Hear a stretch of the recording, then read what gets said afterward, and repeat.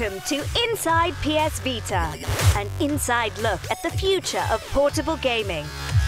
Coming up in this episode, we take an inside look at the power and performance of the PS Vita. We're trying to take the Uncharted experience and then bring it to the next level with something you cannot do on the PS3. All these touch controls, it just opens up a whole new world. I think they'll have a sense of disbelief once they see this thing running in the palm of their hands.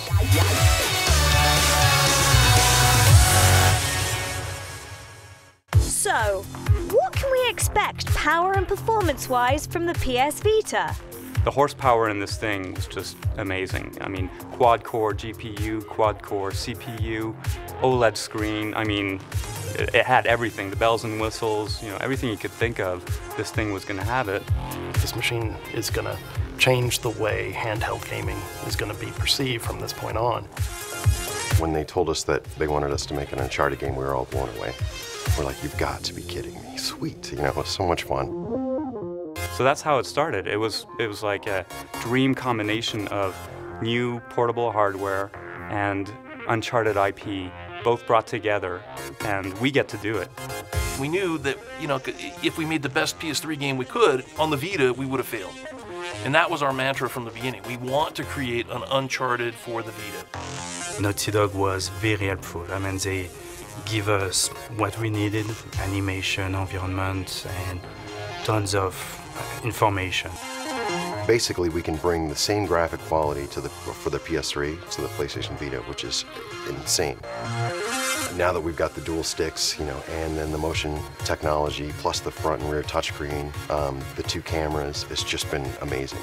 The first things we started looking at was touch, and how you could actually really interact with the environment, actually being able to point in the environment, drag your finger across the environment, and have Drake follow along.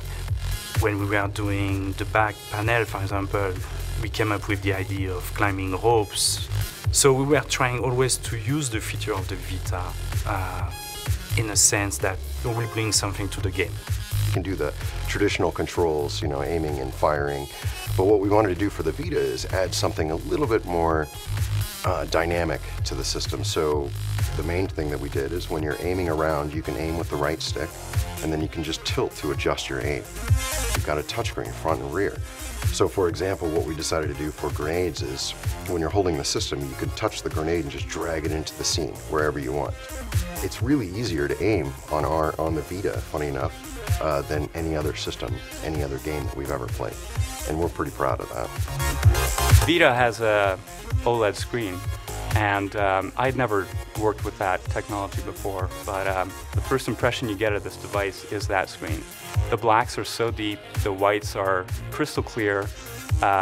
It's the perfect palette for an artist to work on. The most amazing thing about the Vita isn't the two analog sticks or the OLED or the gyro or the back touch or any of that. It's the memory. It was like having enough memory to be able to make whatever we could imagine and not have to compromise.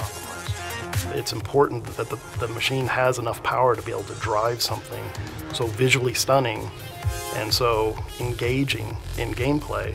That's been exciting to us, and we've been pushing every element of it that we could, which is necessary to pull off Uncharted. But one thing that's certainly exciting about moving to the PlayStation Vita, especially coming from the PSP, is that we have trophy support now. So, you know, players on the PlayStation Vita are going to get the same sort of gameplay experience that they're accustomed to on the PS3.